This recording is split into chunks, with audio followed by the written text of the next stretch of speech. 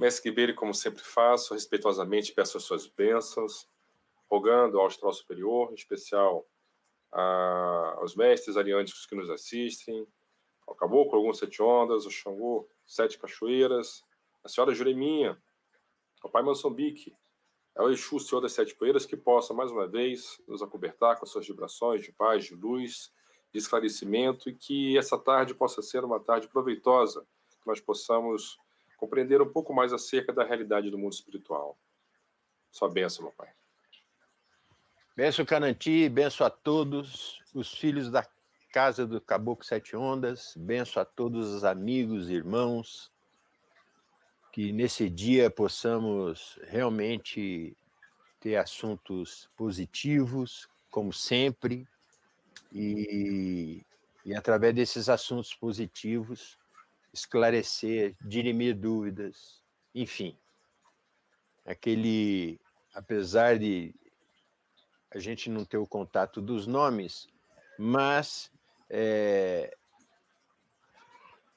na verdade, aqui ao falar sobre essas coisas, e depois, em contatos na semana que eu tenho tido com as pessoas, sim, travamos aquele diálogo respeitoso, diálogo realmente que favorece as religiões afro-brasileiras, em principal a nossa querida Umbanda. tá certo, mestre. E são muitos contatos, né? As pessoas entram não somente aqui na live, fazendo perguntas, nem todas nós conseguimos responder, né? Mas ao longo da semana buscamos sempre a todos responder com a maior brevidade possível e carinho também. O mestre Guibeira sempre se predispõe e de forma amorosa recebe muitas pessoas, né? Devido à situação de pandemia, Covid, etc., nossos atendimentos estão temporariamente suspensos, mas alguns atendimentos espirituais de urgência o senhor vem fazendo de forma isolada, né? Mas a maior parte vem sendo efetivamente, a maior parte das situações vem sendo direcionada e encaminhada por meio da internet, do WhatsApp, né? Principalmente. Meu pai, nós temos falado aqui sobre vários assuntos, vários temas, né, têm sido trabalhados, abordados ao longo dessas lives já, né? E nas últimas lives nós tivemos a oportunidade, mestre, de tratar da questão do triângulo místico, das formas de apresentação desses seres que militam na Sagrada Corte Astral de Umbanda, e na sequência falamos sobre a questão da intermediação dimensional, né, da mediunidade do médium, da importância de uma série da realização de ritos, de uma postura adequada para o trabalho espiritual que se pretende realizar, enfim. E aqueles que eventualmente não tiveram oportunidade de ver essas lives podem fazê-lo por meio do nosso canal no YouTube, estão todas salvas e disponíveis lá, né? E hoje, o tema de hoje escolhido foi a questão do rito, né? Ou seja, o rito umbandista, em que muitas casas, tendas, choupanas, né, é chamado de gira, alguns chamam também de gira de caridade, né? Enfim, são os atendimentos públicos, os atendimentos externos, os atendimentos que são voltados àqueles que não fazem parte, não integram a casa, mas a ela recorrem em busca de alívio, em busca de sustento, em busca de amparo, né? Esse é o nosso tema de hoje. E já introduzindo essa questão, antes de poder passar a palavra ao senhor, para que o senhor possa discorrer acerca dessa questão, né? Nós costumamos falar que existem aspectos internos e externos. Existem aspectos aparentes, visíveis, e os invisíveis, né? Ou os sensíveis e os físicos e hiperfísicos, coloquemos assim, né? Físicos e astrais. Então existe uma dupla face que deve ser abordada e deve ser analisada quando nós falamos da questão dos ritos e dos atendimentos, né? Mas antes de adentrar propriamente a questão do atendimento, propriamente dito, da consulta pelas entidades, da incorporação, etc., é necessário dizer que todo e qualquer trabalho espiritual demanda preparação. Então, o rito, seja ele o rito na Umbanda, seja o trabalho em qualquer setor filo-religioso, precisa ser previamente estudado, analisado. Existe toda uma logística física e astral que deve ser observada a fim de que as finalidades perseguidas possam ser efetivamente alcançadas. Dito isso, a primeira coisa que se faz fundamental, segundo os fundamentos da Escola Iniciática da Umbanda, é que a casa de iniciação, o templo umbandista que segue esses preceitos, efetivamente esteja acobertado, direcionado, sob a responsabilidade espiritual de um emissário da luz, do astral superior, um mestre ariândico, que se apresenta sob essa roupagem fluídica que nós já falamos de crianças, caboclos ou pais velhos. Então, a estrela, a cobertura astral, o sustentáculo espiritual, o direcionamento desses seres luminares, ele é fundamental, ele é determinante. E todo local que tem esse amparo, esse sustentáculo, se torna efetivamente, de fato de direito, o que o mestre Arapiaga, nosso avô de Santé, pai de Santé do Senhor, chamava de ambulatório da alma e da fé. Ambulatório porque naquele local transitarão inúmeros seres. E é bom que se esclareça desde já, não só seres encarnados, no plano físico, mas, sobretudo, seres desencarnados. Aliás, quantitativamente, existe uma desproporção significativa entre os atendimentos que são prestados a seres encarnados e desencarnados. Nós sabemos que o número de seres desencarnados que são encaminhados pela espiritualidade a esses entrepostos verdadeiros de luz superior, que são essas casas que se firmam no respeito, no amor, na seriedade dos trabalhos espirituais para com o próximo, é muito superior aos de encarnados. São muitos, mas muitos os seres, e na grande maioria, na quase totalidade das vezes, esse trabalho que se passa nessa outra dimensão hiperfísica, mais sutil, que escapa aos nossos sentidos, ele passa desapercebido. Mas é bom que nós, desde já, esclareçamos que se faz presente e é a maior parte do trabalho. Meu pai, quando o senhor quiser entrar, o senhor fica à vontade. Só fazer uma lembrança não, porque você está perfeito aí na colocação, quando fala realmente do ambulatório da alma. Sim. Porque, no final das contas, todos nós somos doentes de alguma forma. Sim. Nós somos doentes, muitas vezes, do amor, ou da falta do amor. Nós somos doentes da falta do numerário, ou seja, do dinheiro. Nós somos doentes da falta de compreensão. Nós somos doentes, enfim. Não só doentes, literalmente, de algum processo físico, né? Que provém sempre das coisas do espiritual. Então, se assim não somos, a grande maioria que está presa aqui na orbe da Terra, aqui no orbe da Terra, através dos processos kármicos, muitos se apresentam doentes. E esses doentes são trazidos aos templos, aos terreiros, às choupanas, enfim, às casas assistencialistas, para serem tratados. E a gente já teve a oportunidade de ver e conversar, muitas vezes, com o Cananti, com outros filhos. Quando chegando no terreirinho lá, aquilo estava repleto de pessoas.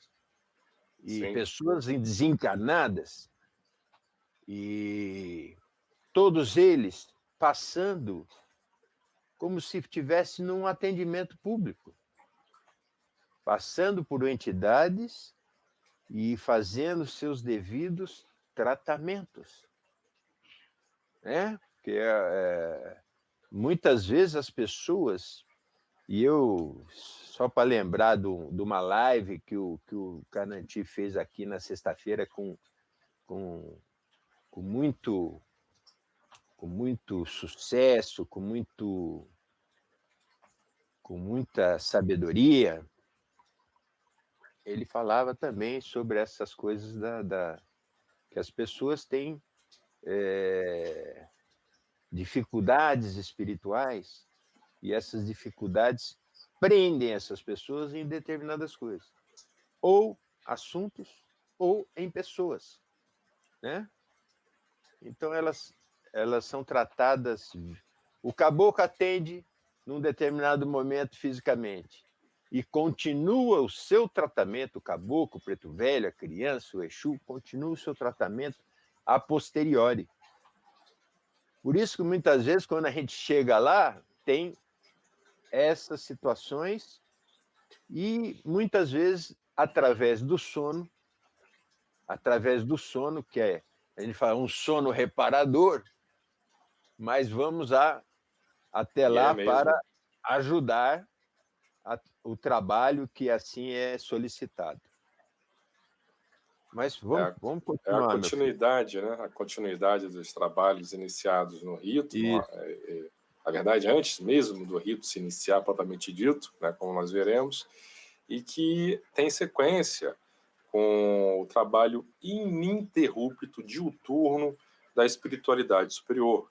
Né? Porque enquanto nós, integrantes da corrente física de Umbanda, muitas vezes limitamos os nossos trabalhos aos dias de rito, a espiritualidade ela trabalha incansavelmente. E esse atendimento, como o senhor colocou, meu pai, não é só para aqueles que recorrem aos terreiros, sejam eles, estando eles na condição de encarnados ou desencarnados, mas também para nós mesmos. Tá?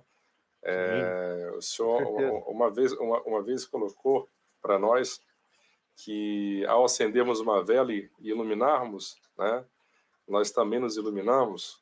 Sim, Então, os ensinamentos que são passados por meio do médium, né, um bandista, durante um rito, a um consulente, também são aproveitados para o próprio médium sem dúvida.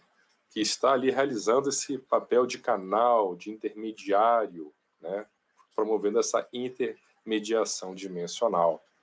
Então, todos são assistidos, né, todos são direcionados, todos os problemas são equacionados e resolvidos por essas entidades, por esses seres luminares, por esses Sim, ancestrais ilustres. Né? Nesse sentido, o terreiro de Umbanda ele se torna um verdadeiro pronto-socorro espiritual, porque a ele se dirigem toda uma coletividade, e uma coletividade é bom que se diga profundamente heterogênea, né, como o senhor colocou. Os problemas são os mais diversos. sim. Né? Nós talvez possamos pontuar alguns problemas principais ou mais recorrentes, que são problemas de ordem espiritual, são problemas relacionados a questões afetivas, emocionais, problemas relacionados a questões financeiras, de trabalho. Né? Mas os problemas são os mais diversos, mais variados, né? Que batem cafezinho de preto velho. É bom. É porque o sono candomblé é filho de Obaloaí. Ou às vezes é o pai Moçambique que está perto, né? Ah, mas com certeza, né? Serve para ajudar, né? Para dar sustento e direcionamento, né? Sempre. E já que nós estamos falando de rito, né? Isso aqui não deixa de ser um rito, né? Não deixa de ser uma gira, com Não, certeza, porque existem muitas formas de trabalho, existe muita forma de direcionamento. O trabalho da espiritualidade, ele não se limita à questão da incorporação, né? Mas de a forma nenhuma. espiritualidade ela se faz presente de de inúmeras formas, né, por meio, sobretudo, da intuição, né, por meio de sonhos, enfim, da radiação. São inúmeras formas de manifestação da espiritualidade, a ela sempre recorremos, né? Sim. Mas dizia eu, meu pai, que esse verdadeiro ambulatório da fé e da alma por onde passam, né, diversas pessoas, ele um gigantesco trabalho, um trabalho hercúleo, que é para essas entidades, para esses seres luminares empreenderem essa descida, né, esse rebaixamento vibratório, para que possam atuar numa zona densa como essa zona, né, do orbe, né, do plano físico, né, da superfície da Terra, em que nós nos encontramos, lidando com as situações as mais adversas existentes, tanto do plano mental, né, emocional, sentimental, astral e etéreo-físico. Então, realmente é um trabalho desafiador. Daí o motivo pelo qual nós, né, os integrantes da corrente física de Umbanda, os médios de uma corrente mediúnica, devemos nos atentar para que nós possamos favorecer o trabalho espiritual dessa casa, né? Então, como que deve-se proceder para que o rito de Umbanda ele possa iniciar, né, a gira, né, propriamente dito, os trabalhos da casa? É necessário que a casa esteja preparada para poder receber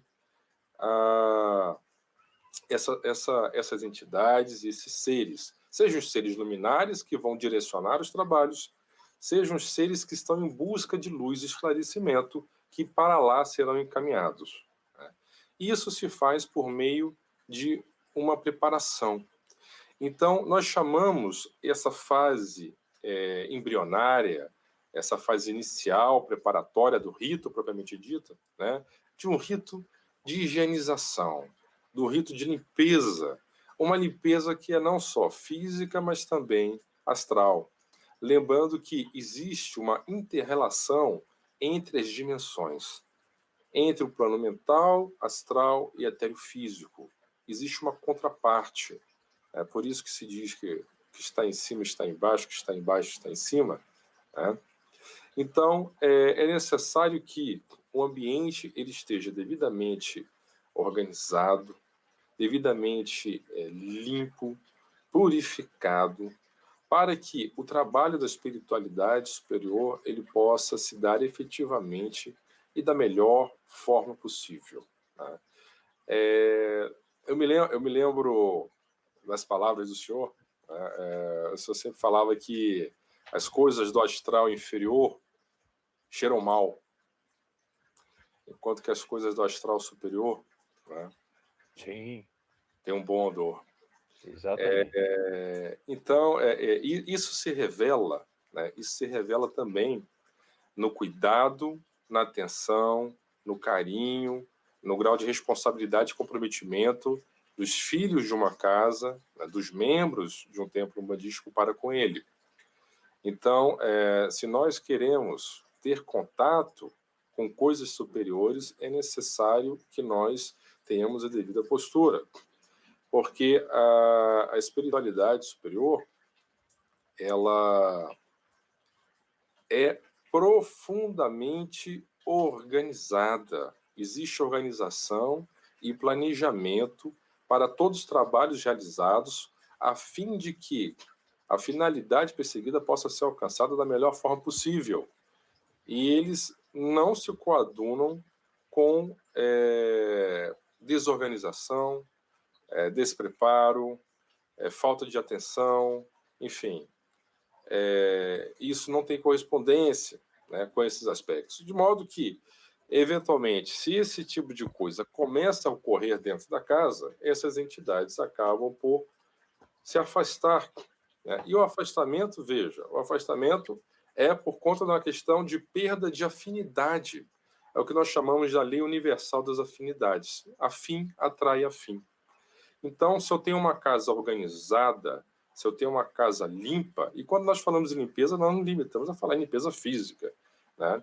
A limpeza, sobretudo, astral e limpeza da corrente mediúnica que se faz presente, a começar do dirigente, do médium dirigente da casa. E por que eu estou dando destaque à importância da correção moral, espiritual do médium dirigente da casa? Porque o templo é um corpo, como nós falamos, né? Nós tivemos a oportunidade de falar do templo, né? Do corpo, do axé, da estrutura energética e vibratória do templo umbandista, né? E da importância da manutenção desses fundamentos, desses assentamentos vibracionais. E se o templo é um corpo, ele tem uma cabeça. E a cabeça é o médium dirigente. Para onde a cabeça for, o corpo irá também. Então, todo o corpo se volta para a cabeça e segue a cabeça. E aí a importância do médium dirigente sempre dar o exemplo da correção moral, da seriedade para com os trabalhos do mundo espiritual. E isso é uma coisa que eu tenho aprendido com o senhor há mais de 20 anos, né? A correção da seriedade, da responsabilidade que é a consecução dos trabalhos nessa lide. E a condição sine qua non. Senão, o astral superior, ele efetivamente não se fará presente. E aí, nós acabamos dando, né, caso não sigamos isso, né, acabamos abrindo portas vibracionais para que outros elementos afins com esse tipo de coisa do baixo mundo possam se fazer presente. Porque, voltando àquela analogia da luz, né, a luz que esquenta, que ilumina e que direciona, se ela favorece alguns, ela incomoda outros. Se existe uma espiritualidade superior que se faz presente para orientar e direcionar, existe uma espiritualidade inferior que não quer que aqueles trabalhos sejam realizados. Daí a importância de, numa gira, em um rito, em um trabalho, seja ele qual for, não só na Umbanda, mas em qualquer setor, se fazer presente as escoras, os fundamentos, as vibrações, as entidades e seres que dão guarda e que fazem a defesa, o escudo, a proteção, sustentáculo e amparo de um terreiro de Umbanda, que no nosso caso é realizado pelos Exus Guardiões. No caso do senhor, a entidade que o assiste, o Senhor das Sete Poeiras, é a entidade responsável por esses trabalhos, né, que coordena, não é ele em pessoa, né, que realiza o ato de frenar determinados seres que vão tentar adentrar, né, para atrapalhar muitas vezes os trabalhos que estão sendo realizados. Para isso existem os chamados subplanos, né, ou seres que são direcionados para fazer esse trabalho de polícia de choque do astral, né, e conter as forças das sombras e mesmo das sombras para as trevas, né, que muitas vezes vão tentar impedir que determinada pessoa, ser carnado ou desencarnado, que foi encaminhado para o terreiro, a casa, possa ter o direcionamento devido. Né? E isso também é importante dizer. Existem seres que nos acompanham, existem seres que são direcionados, encaminhados para essas casas, para esses templos, e muitas vezes são seres que guardam relação conosco, são parentes, por exemplo, desencarnados, é um ex-marido, é um ex-companheiro, enfim, que desencarnou, um ex-namorado, né? São situações corriqueiras no terreiro, né, com as quais o senhor lida há 40 anos já. Existem outros seres que não têm um vínculo familiar, um vínculo de parentesco, mas, enfim, que por alguma injunção kármica teve relação com aquela pessoa que está sendo encaminhada para tratamento no terreiro e que precisa ter um direcionamento, cuja influência é prejudicial àquela pessoa por alguma situação. Né? E eu me lembro de uma vez, mestre, questionando o senhor, né, eu virei para o senhor e falei, em determinado momento, falei assim, mas meu pai, por que nós não fazemos tal procedimento, fazemos tal coisa para poder afastar, né, do campo bioenergético da pessoa, desimpregnar, né? Porque o processo de acoplamento energético vibratório, às vezes, é tamanho, né? Que um ser se confunde com outro, né? Que às vezes se você não consegue discernir aonde começa um ser, onde começa o outro que o vampiriza, né? Aí o senhor virou e falou para mim: meu filho, eu não posso fazer isso. Seria uma irresponsabilidade se eu fizesse isso, porque isso causaria tamanho impacto se eu promovesse essa ruptura brusca, né? Promoveria tamanho impacto sobre a pessoa, né? Que seria mais prejudicial. Então, o desligamento deve ser gradativo. Lógico. Né? Isso, como são tantas, né? Ao longo de 20 anos, são tantas as experiências,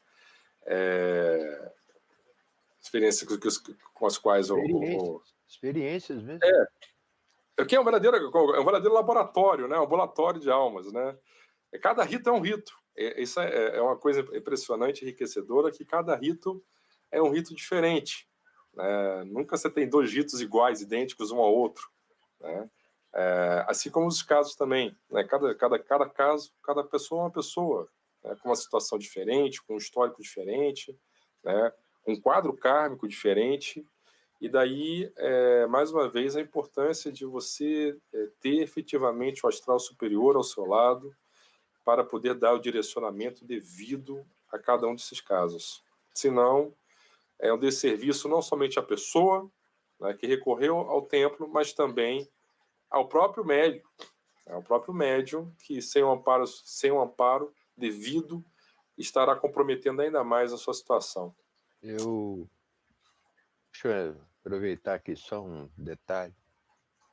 Você falando assim, me lembrei quando eu iniciei as coisas do terreiro, eu ainda estava em fase de montagem. Sim. E o mestre Arapiaga pediu a um dos filhos da casa, pediu assim, um dos filhos da casa tinha uma cunhada, e eu não vou citar o nome, mas obviamente que eu não vou citar o nome, tinha uma cunhada que estava em vias de tentar suicídio, e falava muito nessas coisas. E o mestre Arapiaga pediu a ele que falasse comigo aqui em São Paulo e pediu para que eu atendesse essa pessoa.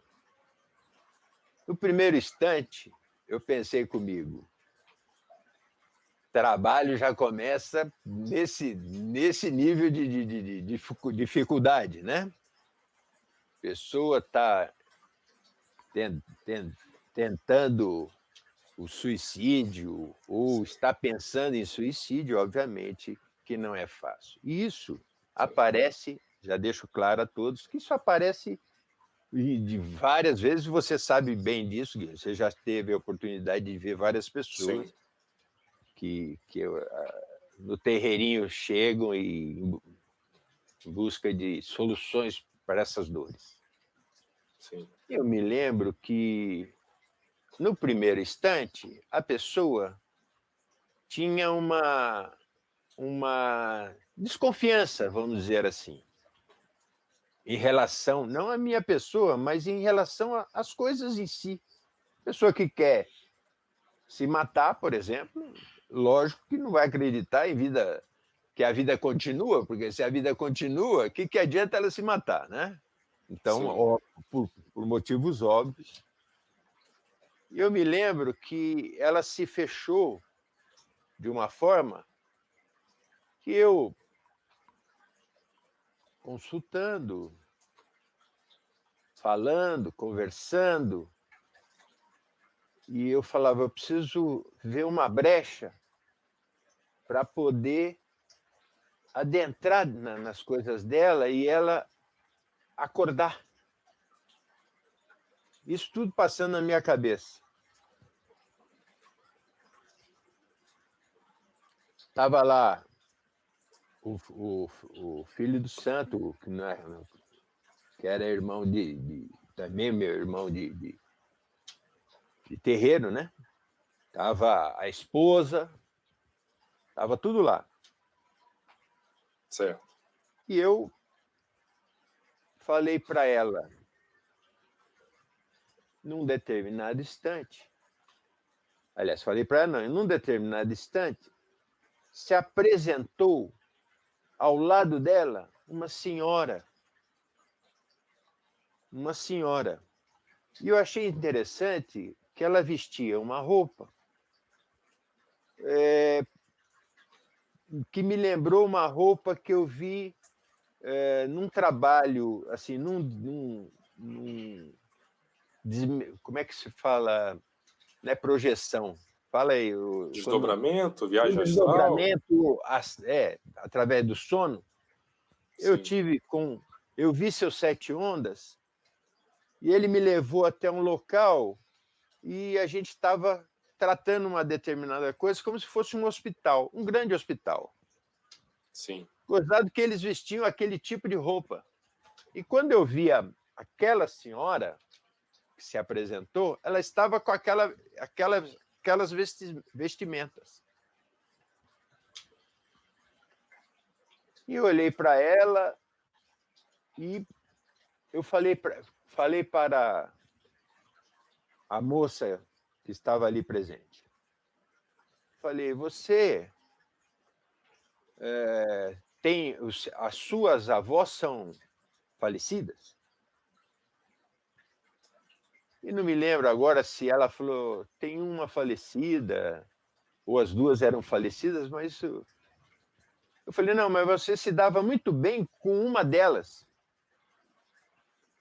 Ela falou, realmente. Só que ela continuou fechada, né?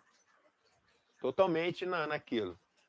Sim. Eu falei, a sua avó, ela pertence a um local de trabalho, como se fosse, expliquei até a questão do hospital, e ela tinha, sob o comando dela, aliás, a comandar ela, uma preta velha. Essa preta velha está ligada às coisas das Santas Almas do Cruzeiro Divino. Como é que você viu tudo isso? Eu vi isso. Eu falei para ela, tem essa senhora que é parente, acredito que seja sua avó. Ela ficou assim, olhando para mim, eu virei para ela e falei assim, o espírito está falando o nome. Gozado que ela tem 2 nomes. Por exemplo, vou dar um exemplo. Maria Aparecida são 2 nomes, certo? Sim, nome composto. Só que eram nomes extremamente diferentes para mim. Que não tinham uma relação. Maria Aparecida, Rita Maria, Maria do Carmo. Não tinha uma relação assim tão simples, né? Ela tinha um nome, os 2 nomes totalmente diferentes. Certo. Ela virou para mim, para me causar confusão, né? Porque ela falou: não, o nome dela é muito comum. Eu parei, falei, eu vou ouvir melhor o espírito. Aí eu falei assim, não. Se não me engano, um dos nomes dela, um dos nomes dessa pessoa, não me lembro agora,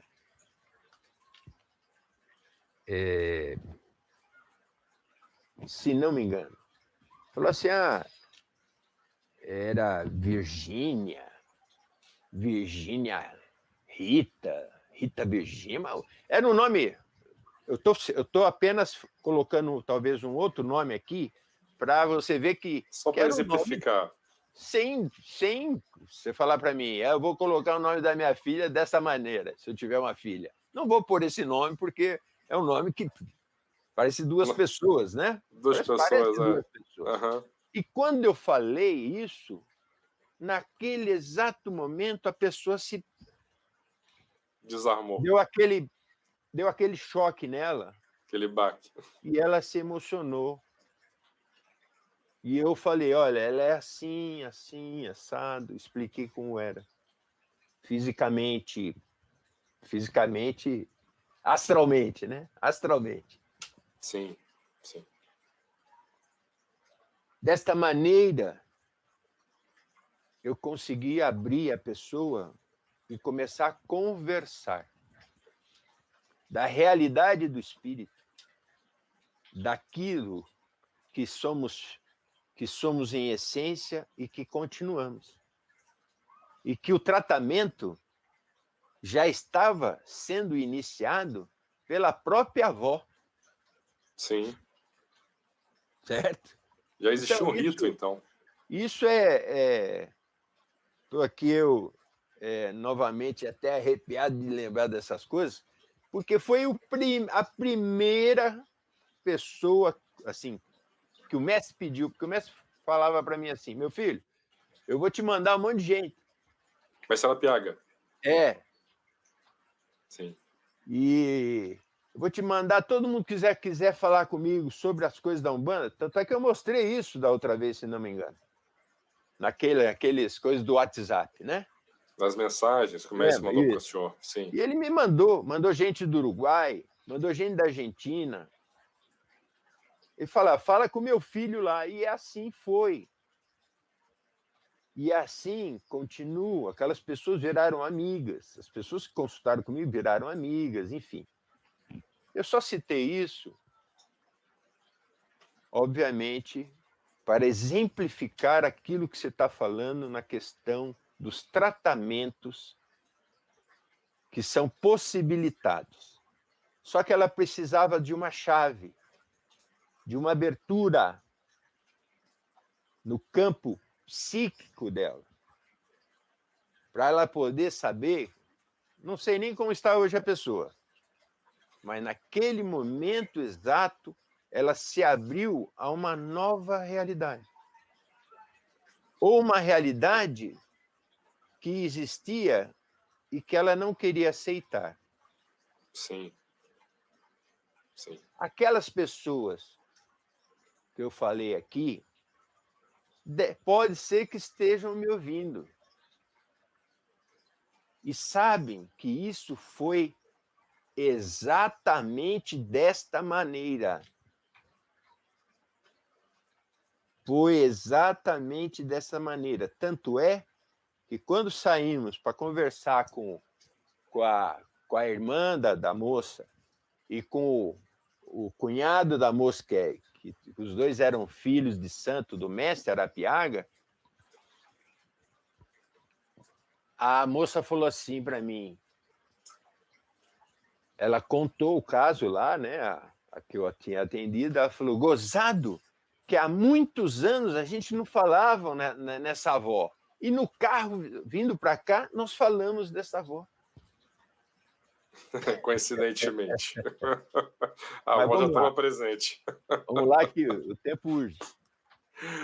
Agora são 5h42, mestre. Vamos lá. Estamos aqui com a Maria Elvira Stefanelli, está nos acompanhando, a Vera Lúcia Grande Cruzeira, Grande Yabatsara, Carla Vieira, Ricardo Marçal, Alexandre Oliveira, Antônio Carré, Pamela Gomes, Ariane. Grande Antônio, está aí presente Costa. Também. Antônio. Também. Sabe se a Vera Lúcia também, Cruzeira, está aí? Também.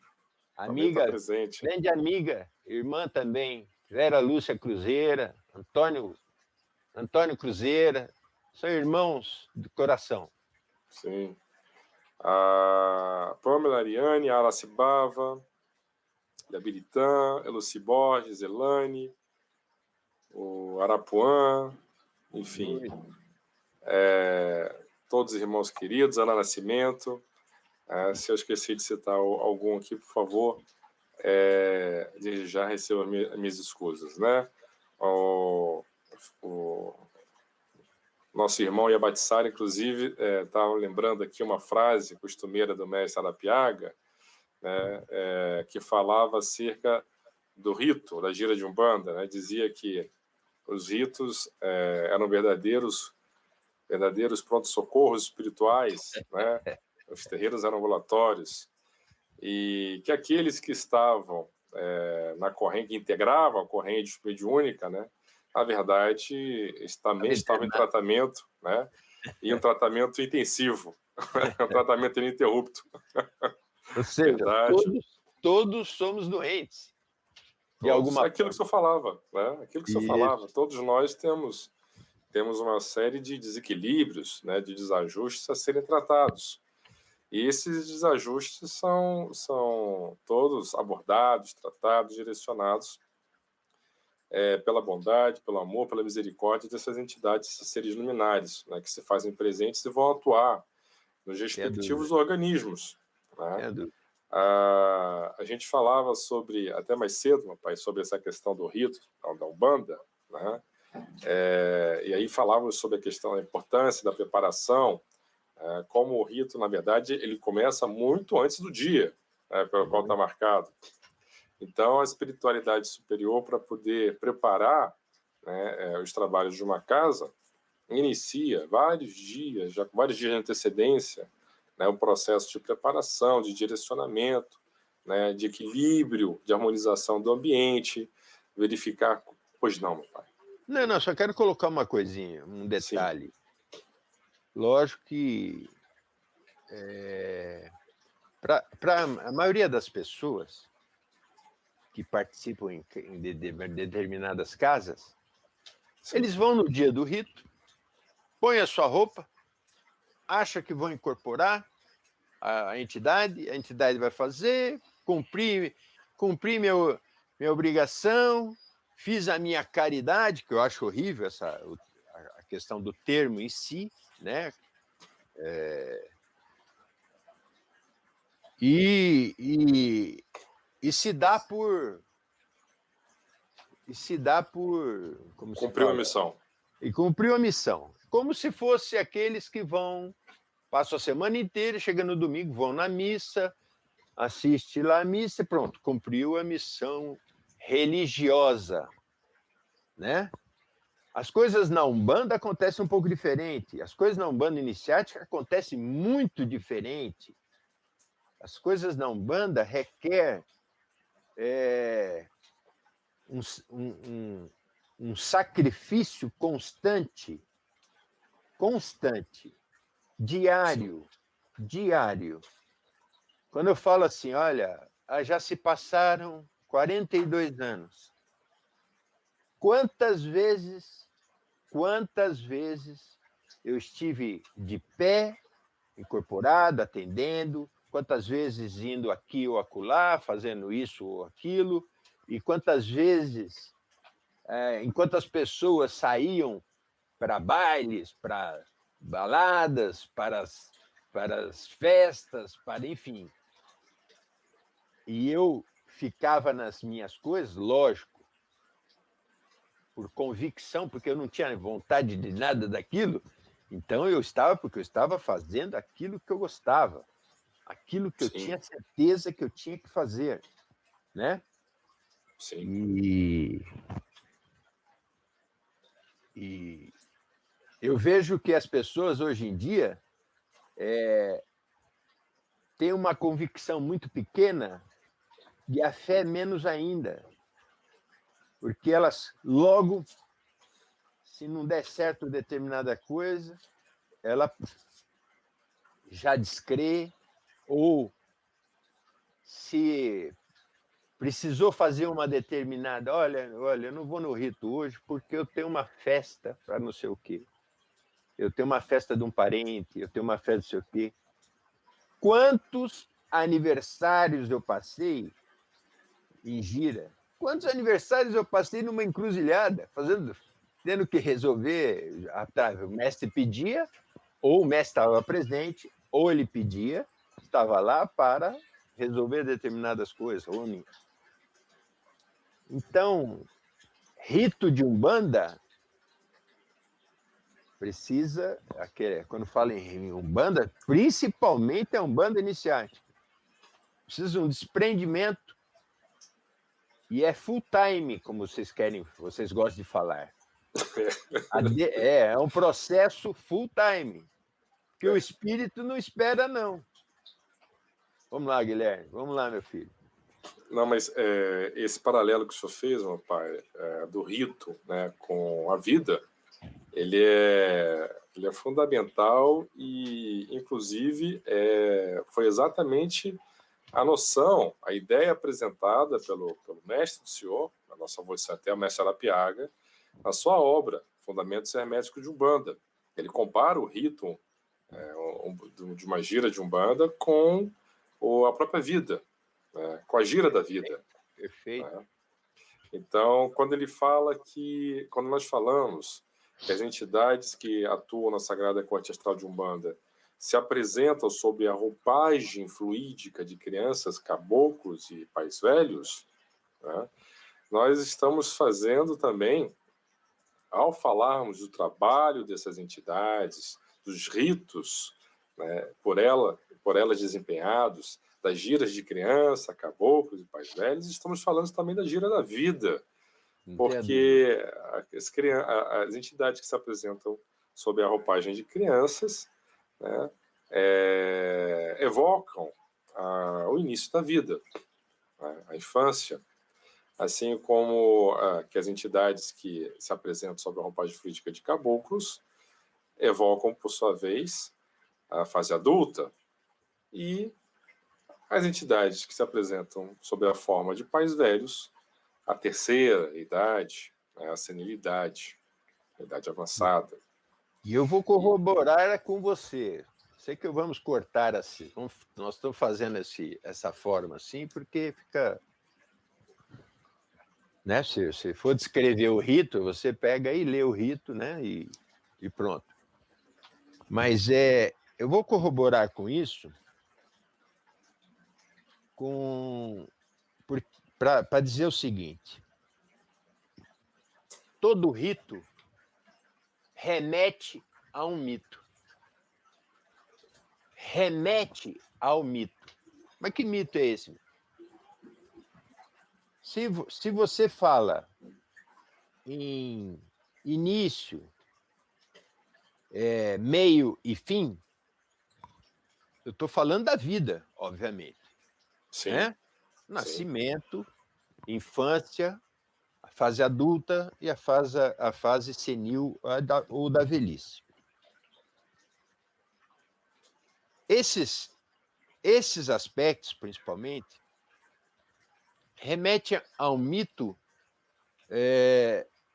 de realidades arquetípicas. Vou falar um pouquinho mais difícil porque falta palavras, às vezes, Isso todo ser humano, especificamente, se depara ao longo da vida, obviamente decorrentes da sua condição humana, com situações padrões. Nascimento, fase adulta, casamento, envelhecimento, morte. Sim. Então, os mitos explicam e promovem transformações psíquicas que se passam tanto no nível individual como no nível coletivo de uma determinada cultura. Basta ver, se você for estudar as coisas da academia, você vai ver um monte desses assuntos, que são os ritos de passagem. Ritos de passagem. Ritos de passagem que tem na fase criança, na puberdade, que você passa de ser púbere para a fase adulta. Você passa daquela fase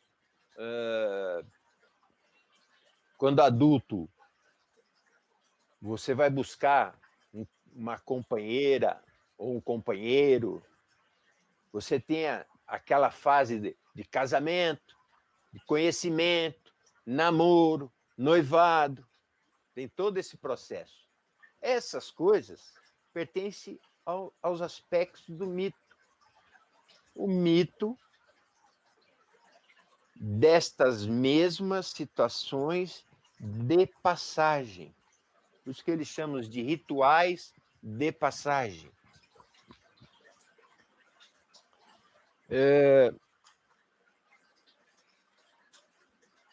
Ao passar por esses aspectos, e a gente, para lembrar, quando fala de passagem, só para dar um exemplo, para ficar fácil para as pessoas.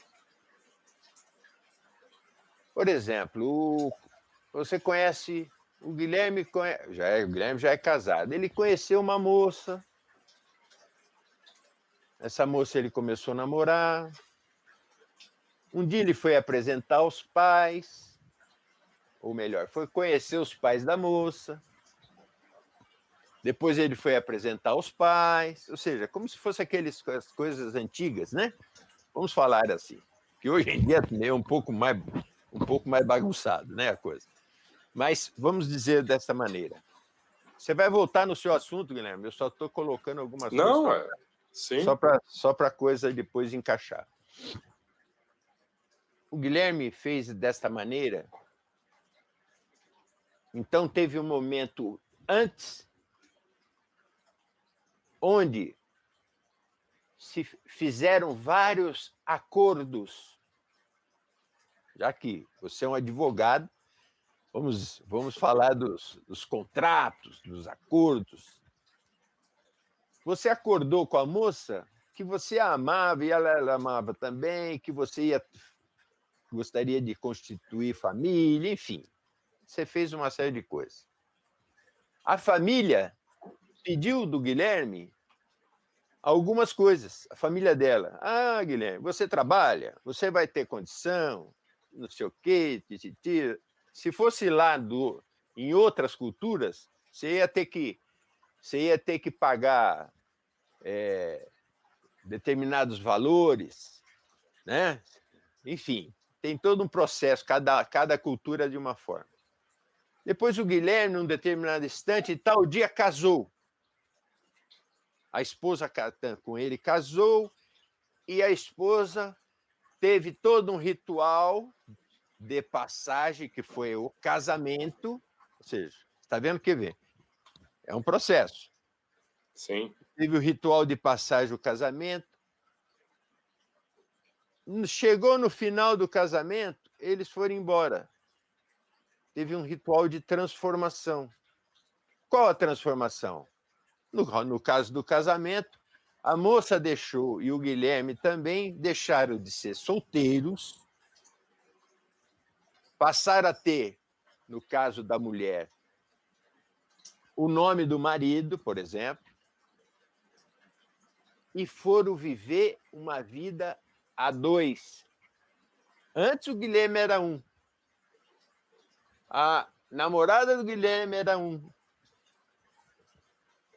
Naquele momento que foram depois viver juntos, foram viver uma vida a dois. Então, isso é um processo, é um ritual de passagem. Mas esse ritual de passagem está relacionado, então, aos mitos de uma gira? Sim. Sim. E eu quero que você continue agora, para que depois eu entre para falar por quê. Tá certo, papai.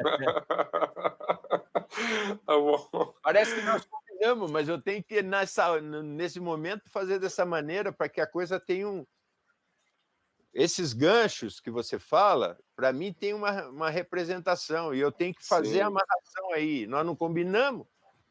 Sim. Na verdade, parece que é tudo combinado, mas ao vivo...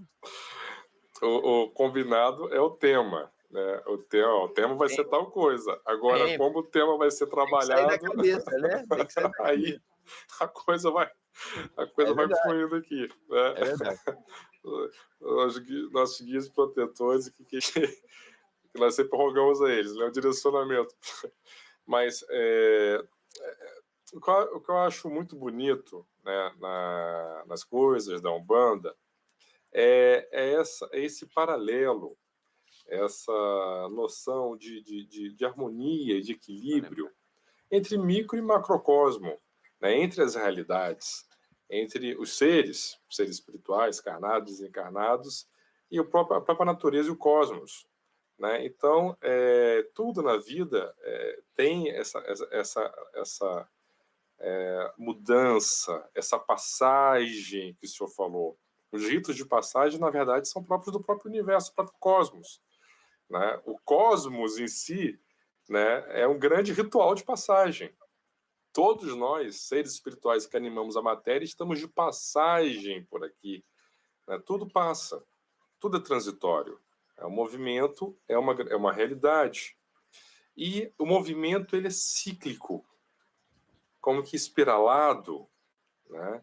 Então, Imagina. se nós formos analisar a natureza, por exemplo, né, nas fases da Lua, né, nós temos uma Lua nova, crescente, e depois a cheia minguante.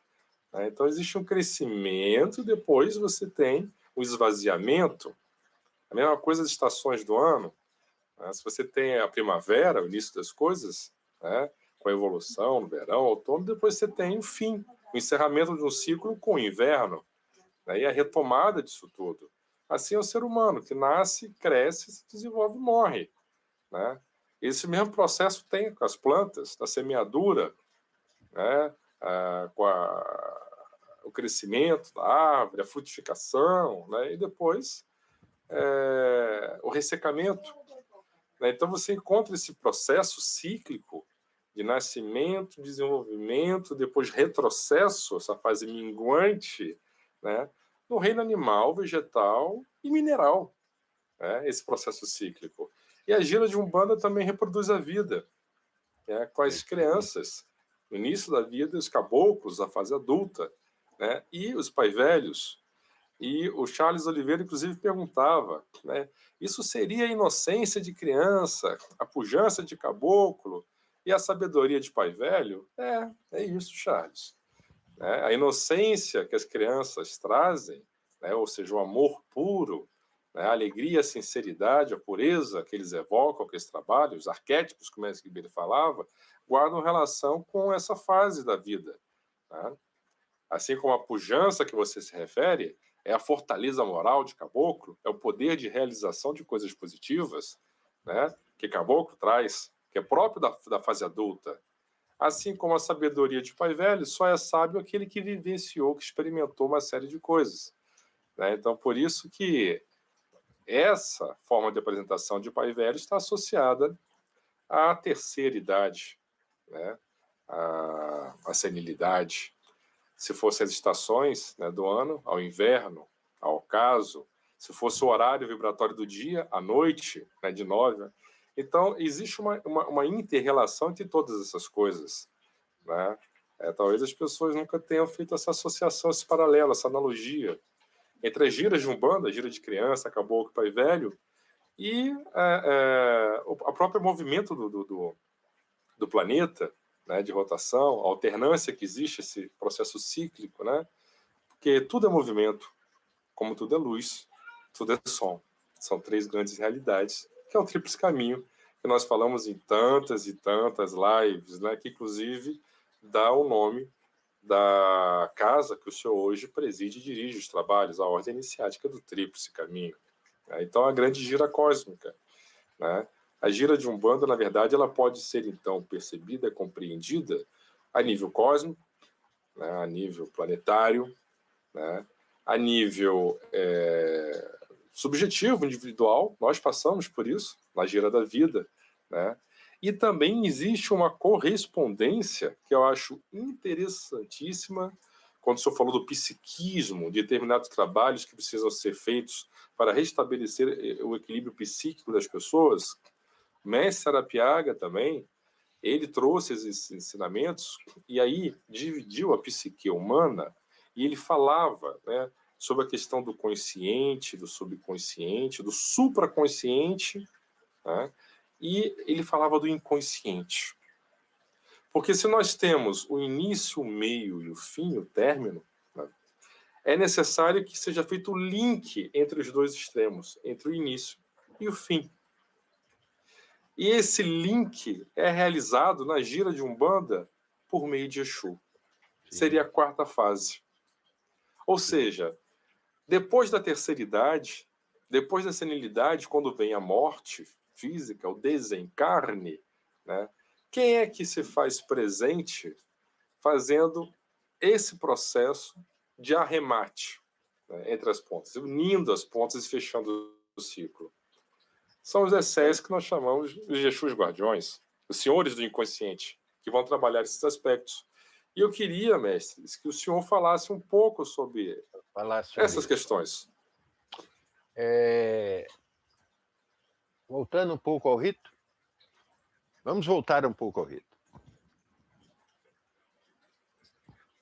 A pessoa, eu procuro sempre dar exemplos assim, mais fáceis, obviamente, não duvidando da capacidade dos ouvintes, mas é melhor a gente falar dessa maneira para poder todos serem ouvidos, terem o entendimento. Sim. Não é à toa que eu sou um Ogum, né? Primeiramente, né? A primeira fase de Ogum, todos serão chamados, né? Não é assim? Sim, sim. O Na mestre é ariano. Na Umbanda esotérica, iniciática, minha vibratória é Ogum. Bom, mas voltando à questão do rito, todo rito que tem essa dinâmica, início, meio e fim, e transformação, início, meio e fim e transformação, eu vou falar aí para... Enquanto você tem início, meio e fim de Caboclo, Preto Velho e Criança, você tem um aspecto que eu posso dizer verticalizado. Por que verticalizado? Você está falando com entidades de um escol superiores. Quando eu falo superior, não é para que entendam bem, né? Aqueles que gostam de nos chamar de elitistas, coisas assim, né? Superiores porque eles são mesmo. São entidades de escol, de estofo espiritual, entidades com grandes trabalhos pela humanidade. Eles vêm dessa maneira simplória, não sei o quê? Sim, vêm dessa maneira simplória. Eles não vêm lá, eu sou o diretor fulano de tal, eu não sou o presidente fulano de tal, eu não sou o doutor fulano de tal, com todo respeito aos que utilizam isso, mas eles não vêm dessa maneira. Eles vêm falando daquela maneira errada, ou como criança, ou como... Enfim. Qual o interesse deles? Fazer com que as pessoas sejam transformadas. Seja qualquer um deles. A criança, do jeito dela, com aquele aspecto meigo, brincalhão, falando fino, falando da forma que fala. Ainda bem que eu não vejo nada disso, porque, né, eu ia ficar num determinado momento, talvez, não vejo nada disso assim, no sentido de eu não podo nada disso, o que eles fazem, né? E eles fazem daquele jeitinho deles, mas tem um poder, aquelas entidades, tem um poder de transformação absurdo. Enquanto que as pessoas ficam esperando aquela criancinha meiga, não sei o quê, não, ela é meiga, sim. Só que ela tem essa abrangência. Tanto é que, na roda das energias, a entrada de força acontece exatamente no horário de criança. enquanto que a saída de forças acontece no horário de Exu. Então, por aí já começa.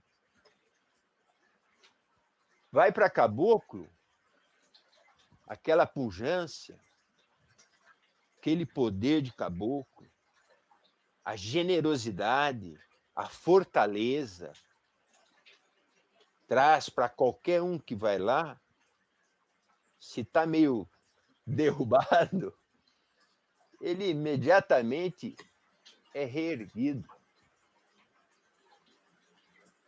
Só pela força, a energia que ele vibra na pessoa. E Preto Velho, com aquela humildade, aquela sabedoria, faz com que nós pesemos as coisas. Fala, peraí, não é bem por aí que eu estou caminhando errado. Me desculpe, meu Preto Velho. Me desculpe as coisas que eu estou caminhando. O senhor me ajuda e eu consigo retornar para as coisas, o caminho correto. Então a gente pode notar aí que existe, como eu falei inicialmente lá do rito de passagem, existe um limiar anterior e existe um momento do rito que é a transformação. Está se transformando ali. O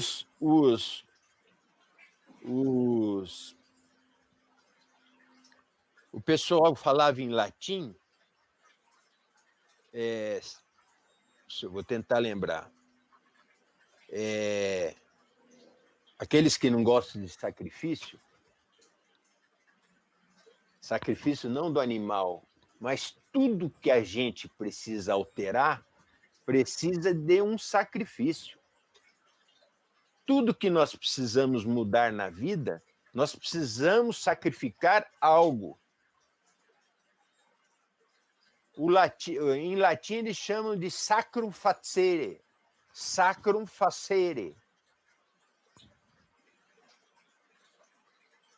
E porque naquele momento que ele faz esse fazer o sagrado, ele está sacrificando algo em prol daquele sacrum facere, que significa tornar sagrado.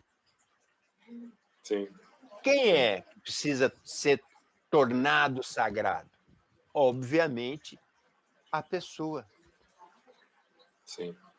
A pessoa que está debaixo de uma série de coisas, ela tem dentro dela, eu já falei aqui de outras vertentes espiritualistas, ela tem dentro dela a divindade.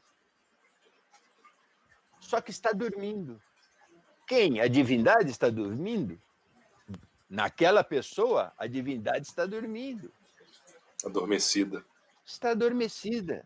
Tal qual se fosse uma pedra que lá morasse a divindade e ela está adormecida. Precisa ser desperta. O que faz o mestre de iniciação?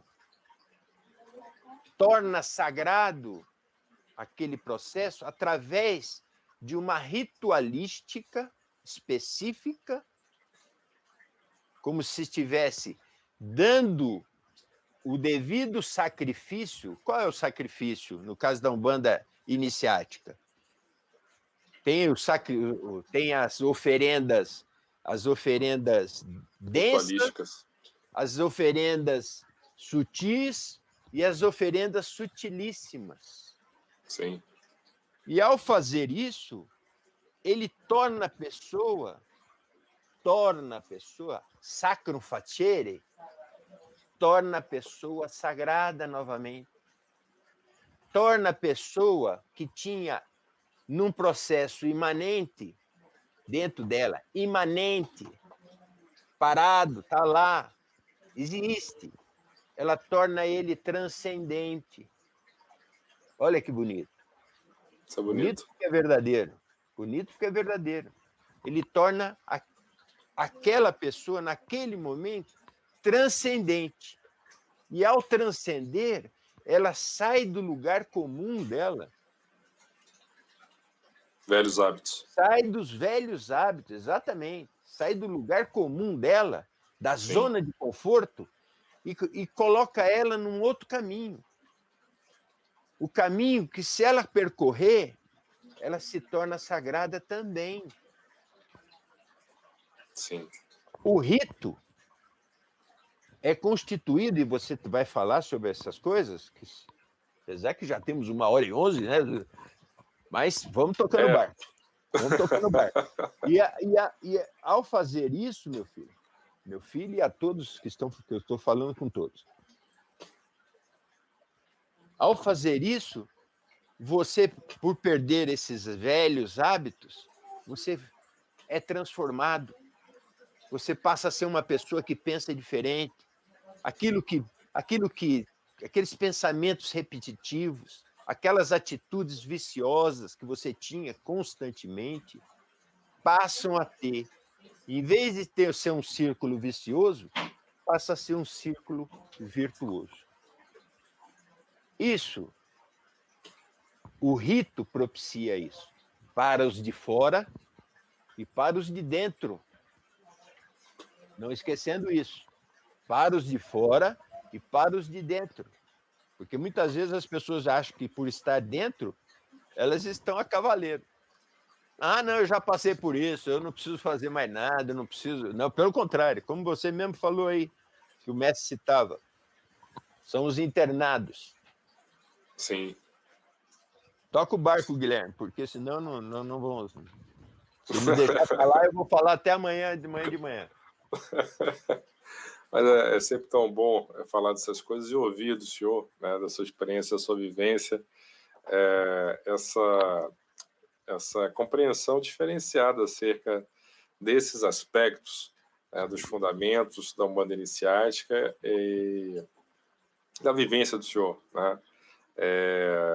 A gente poderia se limitar a falar dos aspectos objetivos, talvez externos, do rito. Falar, a gira de criança é assim, a gira de caboclo é assim, a gira de pai velho, a gira de Exu, né?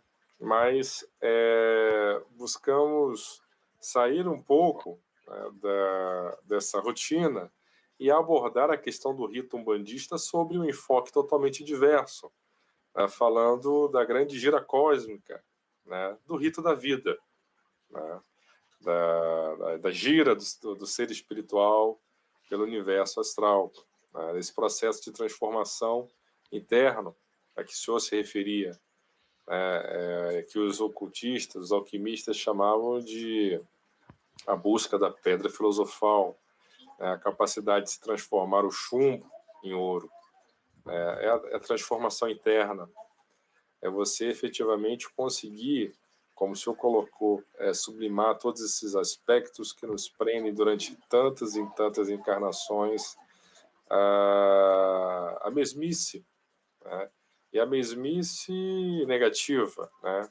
Os mesmos e mesmos hábitos deletérios, prejudiciais, que impedem que possamos prosseguir na nossa caminhada, né? E quebrar esse ciclo vicioso, essa roda, né, que nos remete sempre aos mesmos erros, né? Entra encarnação, sai encarnação, retomamos ao mesmo ponto, né? É um processo espiralado, mas nós acabamos retornando ao mesmo ponto que havíamos passado, uma vivência pretérita e cometendo o mesmo erro. Esse quebrar esse ciclo vicioso e iniciar um novo ciclo, um ciclo de prosperidade espiritual, isso é próprio da iniciação. E aqueles que iniciam esse caminho, esse novo ciclo, essa nova vida, essa nova jornada, estão retornando ao início. É o início de um ciclo que busca fazer com que o ser espiritual volte ao início de todas as coisas, né? Que supere todas essas... nós falamos tanto nas ilusões da matéria, né? Nos apegos, nas vicissitudes, nas bagagens que desnecessariamente carregamos, né? E, na verdade, a roda de Sansara, né, dos hindus, ciclo de nascimentos e de renascimentos, de desencarnes, né, sucessivos, é a grande gira da vida, a grande gira cósmica que nós buscamos quebrar, né?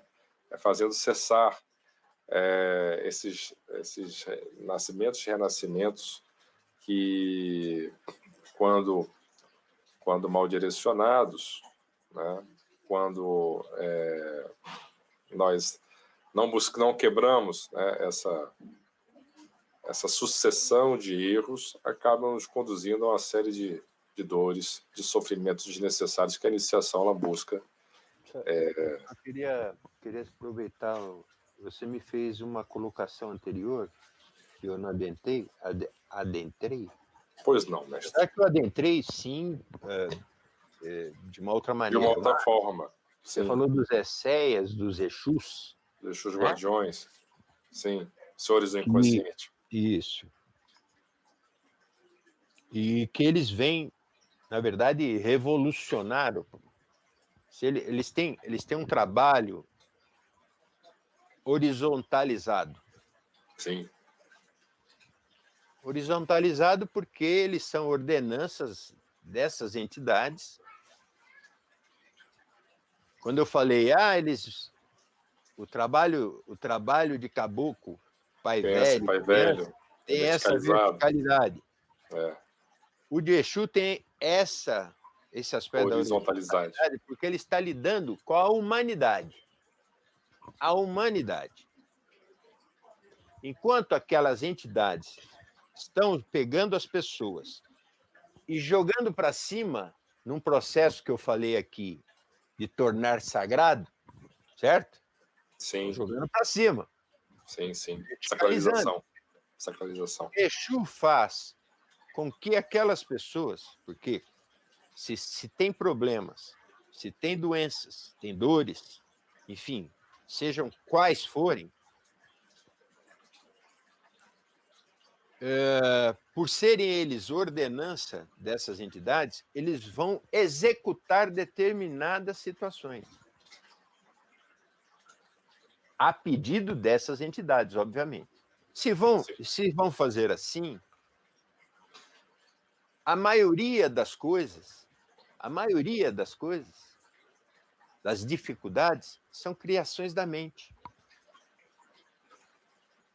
Muitas vezes as pessoas falam assim, puxa vida, eu vou usar assim um pouco de ironia, né? Sim. Eu tenho uma dificuldade enorme, não consegui comprar a minha Ferrari vermelha. Estou pondo assim numa coisa bem extremada, né? Sim. Então, às vezes as pessoas vêm com dificuldades que eu fico olhando e a pessoa não tem dificuldade nenhuma. Eu fico olhando. A pessoa não tem dificuldade, por exemplo, financeira. Sim. Mas pelo fato de ela ter uma casa de 5.000 metros e ela não ter uma casa de 8.000 metros, ela se sente prejudicada. Sim. Eu estou dando esse exemplo de você pode aí ver. Sim. Qualquer coisa material é a mesma coisa. Eu tenho 2 relógios. Puxa vida, eu não tenho o terceiro relógio. Você usa quantos? 1. Uma vez a minha ex-sogra me deu uma lição, mas uma lição sem eu ter falado nada. Eu queria comprar, eu fui até uma sapataria e eu estava com ela. Eu falei para ela, a irmã, a mãe da minha ex-esposa, eu falei para ela, escolha um sapato para a senhora. E ela foi lá escolher um sapato e eu comprei para ela. Eu falei, não, mas a senhora pegue outro. Queria que ela pegasse outros tipos para ela. Naquela época estava numa situação melhor, tal, né? Não estava na pandemia, aquela coisa, né? Ela falou, mas eu só tenho 2 pés. Falou para mim. Não preciso do outro sapato, só preciso desse. Mas falou assim, uma convicção daquilo que é. Eu só preciso desse. Eu não preciso de mais um sapato. Aquilo para mim foi uma lição, porque a maioria das vezes nós temos muitas coisas e somos infelizes pelo fato de não ter determinadas coisas. Nós estamos Que são desnecessários. distanciados dessas coisas que eu falei inicialmente lá. Eu estou chegando no Exu novamente, calma. Ele dá uma volta, né, para falar do coisa. Não. Da mesma maneira, ele vai, devido a essas construções psíquicas, esses apegos desnecessários, esse lixo que muitas vezes nós construímos dentro da nossa cabeça, com todas essas situações, ele precisa, na gira, fazer com que isso seja retirado do consulente, que foi lá para atender, para ser atendido, e também do médium que está trabalhando com a entidade. Então ele trabalha os dois ao mesmo tempo. Enquanto que ele libera o inconsciente do médium, ele também vai liberar coisas do inconsciente da pessoa. De que forma? Aí também é demais. Aí não vamos adentrar nesses aspectos, porque também, né?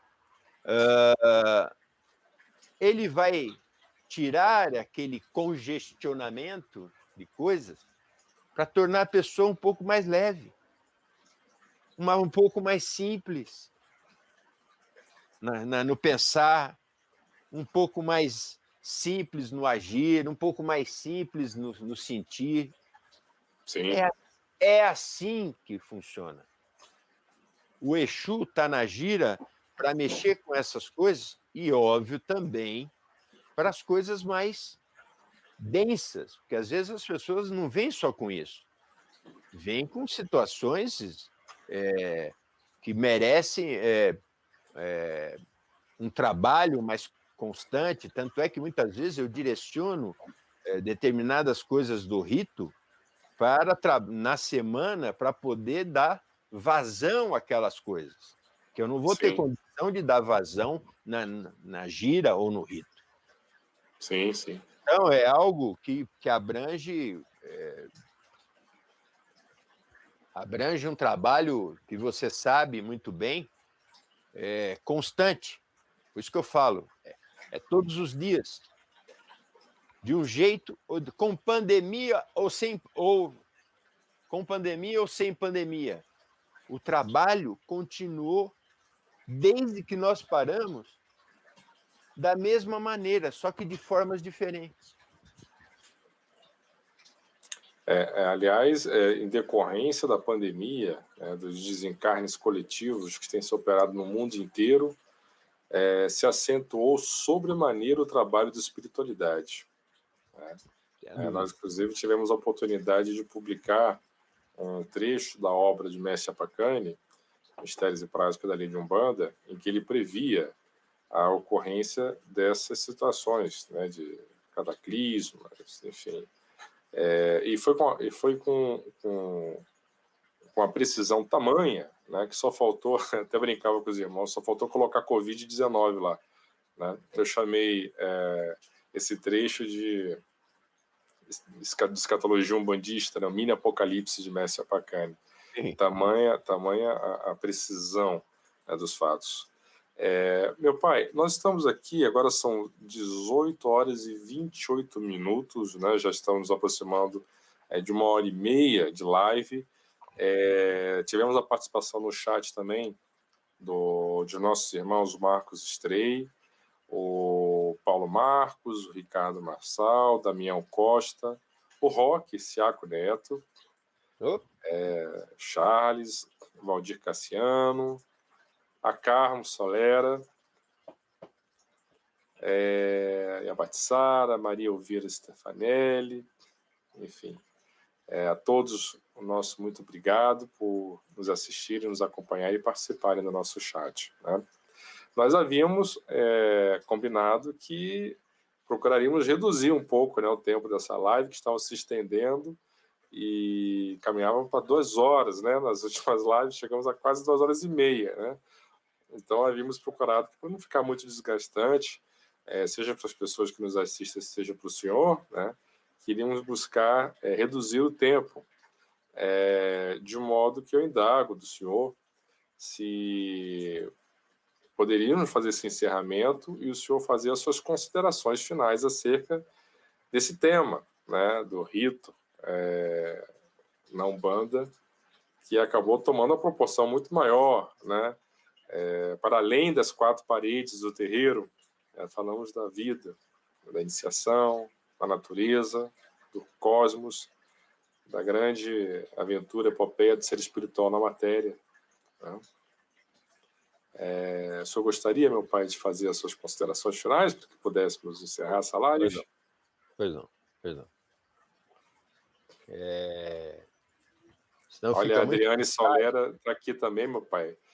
Senão depois ela vai brigar comigo. Eu? A Adriane Solera está falando aqui, ó. Também está aqui, a Tatiana Domingues também, tá?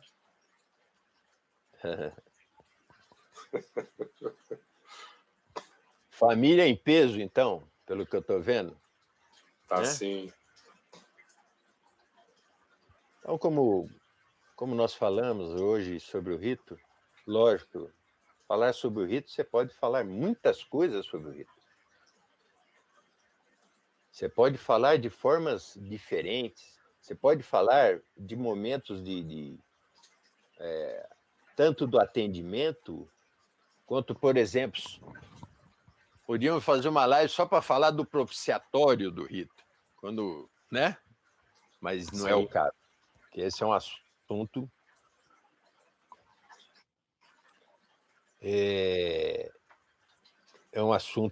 que primitivo, vamos dizer assim, fora das coisas iniciáticas.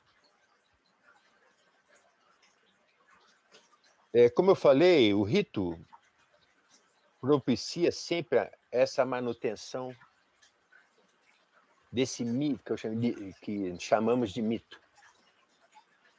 Sim. Ele permite, em cada momento, em vários locais, em vários rincões pelo Brasil, ele permite ressignificações. Mestre cansou de falar isso, mestre Arapiá cansou de falar isso. Por que ressignificações? Porque ele se adequa ao meio, muitas vezes, que ele está sendo realizado. Seja um meio geográfico, seja um meio histórico, seja um meio cultural, vai depender sempre de cada um. Por exemplo, você falou que o Strei está aqui, na lista de ouvintes, né? No chat, sim, estão dentro, participou. Estão vendo, isso. O Strei tem lá o terreiro do Caboclo Sete Ondas, lá de Porto Alegre. Ele tem lá, com certeza, pessoas, eu vou tomar com devido respeito o exemplo lá, possivelmente lá, as pessoas que vão ao rito, eles têm um costume de vida diferente de um paulistano, por exemplo, ou de um mineiro, ou de um nordestino. E lá no rito, as coisas, eles devem ter sotaques, formas de falar, enfim. uma série de coisas que são presentes nas coisas deles. Talvez, se eu pegar o rito do Caboclo Sete Onda aqui e colocar junto com o rito do Caboclo Sete Onda de lá, obviamente vão ser diferentes. Talvez em algumas coisas pontuais. Olha, aqui é a prédica, aqui é a invocatória, aqui é o... Enfim, nas coisas pontuais. Mas o rito em si, ele vai ser, obviamente, a ressignificação daquele processo todo que pertence a eles. Por isso que a Umbanda é tão diversa. Quem falar assim, não, vamos escrever a Bíblia da Umbanda, tá louco. Sempre tem aqueles que querem fazer esse tipo de coisa, né? Eu, pelo menos, eu já conheço isso aí. O mestre me mandava para determinadas reuniões de centrais, fundações, associações, para eu poder ver, representá-lo. E eu chegava lá, o pessoal queria fazer manual, queria fazer manual umbandista, queria ir nas casas umbandistas para ver quem era médium mesmo, porque se a pessoa pertencia àquela associação, ela custeava tal coisa. Então eles iam lá ver se a pessoa era médium mesmo, quais os parâmetros para ser médium. É isso, isso, isso. Então a pessoa era médium mesmo. Antigamente, muito antigamente, chegava a queimar pólvora na mão das pessoas. Olha que coisa mais... né? Então, as coisas do rito, como eu falei, se elas vêm ressignificar, ou se elas vêm tratar das coisas do mito, é porque ela vem, e eu expliquei aqui, ela vem, num primeiro momento, no primeiro aspecto preliminar, ela vai preparar alguma coisa, ela vai transformar aquela coisa, porque aquilo está morrendo em determinado instante. Lembra que eu expliquei lá do Guilherme que ia casar? Sim. O Guilherme juntou, foi lá, fez aquilo e tal. Estava acabando aquele momento, o Guilherme solteiro. Desculpe falar, vou usar o Guilherme, tá, meu filho? Mas sem problema, pai. Casamento, acho que não é muito bom. Vamos falar nesse caso aí específico. Então, naquele momento, fala assim, olha, o Guilherme estava deixando de ser solteiro para casar. Então, o Guilherme estava morrendo. Algo no Guilherme estava morrendo. Aquele processo de morte, eu posso também jogar para algum processo de caos. E você falou aí também das coisas cosmogênicas, etc, etc. Algum momento precisou terminar o caos. E, ao ser transformado, gerou a ordem, e no caso do Guilherme, gerou o Guilherme casado. Certo? Tá certo, meu pai. Nesse caso. Então, eu vendo essas coisas do rito, e me desculpe essas comparações, às vezes, pequenas, né? Mas é necessário para entender aquilo que a gente está tentando chegar.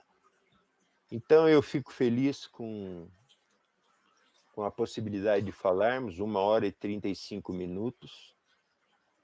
Eu fico feliz de ver várias pessoas parando para falar, para ouvir sobre o espiritual.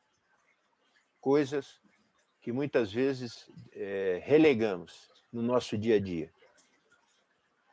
Então, agradeço também você, meu filho, pelo esforço de sempre e de possibilitar aqui esse bate-papo. e vamos em frente, que tem muita coisa a ser feita. E faremos, queiram ou não queiram. Benço a todos, muita paz, luz no caminho, e que essa luz se faça em forma de pensamentos serenos, se faça em forma de sentimentos harmônicos, se faça em forma de um corpo equilibrado, saudável, livre de qualquer doença, seja da onde for, venha de onde vier, hoje, agora e sempre, que assim seja. Que assim seja, mestre Ribeiro, a sua bênção sempre. O Marcos Strey diz que corrobora com todas as suas palavras e fala que o mestre Arapiaga, era mestre dele do senhor, lhe disse um dia, quando perguntou como devo fazer o rito, né? O mestre Arapiaga respondeu a ele, da maneira que o povo do Sul possa melhor entender. Né?